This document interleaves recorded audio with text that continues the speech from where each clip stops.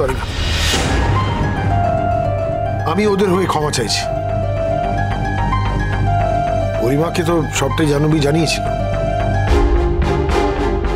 আমি নিজে প্ল্যানিং করে রোশনাইকে আমি বাসে বসিয়ে দিয়ে এসেছি।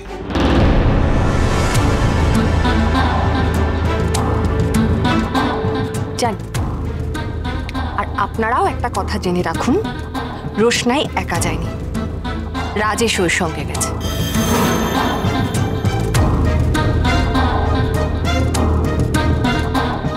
কি বলছো তুমি? রাজেশ? আমি রাজেশকে খবর দিয়েছি, ও ব্যবসার কাজে এখানে ছিল। রোশনাই যাতে আমার বাপের বাড়ি গিয়ে বা এখানে এসে কোনো ফার্দার ঝামেলা না করতে পারে, তাই জন্য আমার মনে হয়েছে রাজেশকে খবর দেওয়া উচিত। ও বাসে উঠে গেছে, এবার রাজেশ কি করবে সেটা তো আমার ব্যাপার না। এটা তুমি খুব ভালো কাজ করেছো। এক অলক্ষী বিদায় হয়েছে, এবার এই লক্ষ্মী মেয়ে আমাদের বাড়িতে আসবে, আর কোনো সমস্যা থাকবে না গরিমা, সব ঠিক হয়ে যাবে। কেমন গরিমা, আরে প্লিজ ওকে একটু বোঝান। কি বলো তো আঙ্কেল, সত্যি বলতে না আমি আরণ্যকে এখন একদম বিশ্বাস করতে পারি না।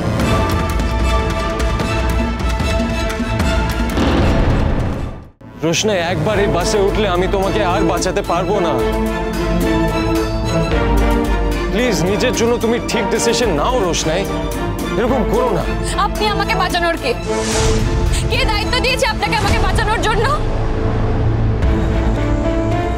আমি আমার পথ নিজেই ঠিক করতে পারি। প্লিজ আপনি আপনার কাজটা করুন, একবার অবস্থাটা বুঝুন। আমাকে আপনি যেতে দিন এখান থেকে। রোশনাই, থানায় চলো, সময় নষ্ট হয়ে যাচ্ছে অনেক, এর থেকে থানায় যাওয়া ভালো। কি দাদারা, একজন হাজবেন্ডের সামনে তার বিবির হাত ধরে একজন লোক টেনে নিয়ে যাচ্ছে, এরপরও আপনারা কিছু বলবেন না, চুপ করে দেখবেন?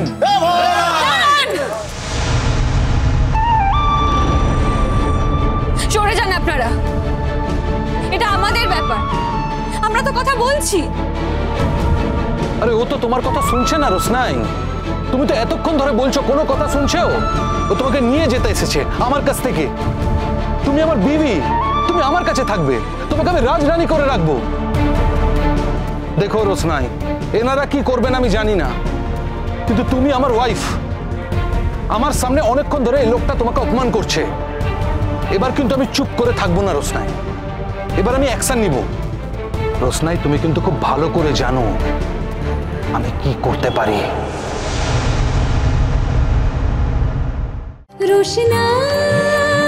রোশনাই সোম থেকে রবি প্রতিদিন রাত 8:30টায় স্টার জলসায় ও ডিজনি প্লাস হটস্টারে।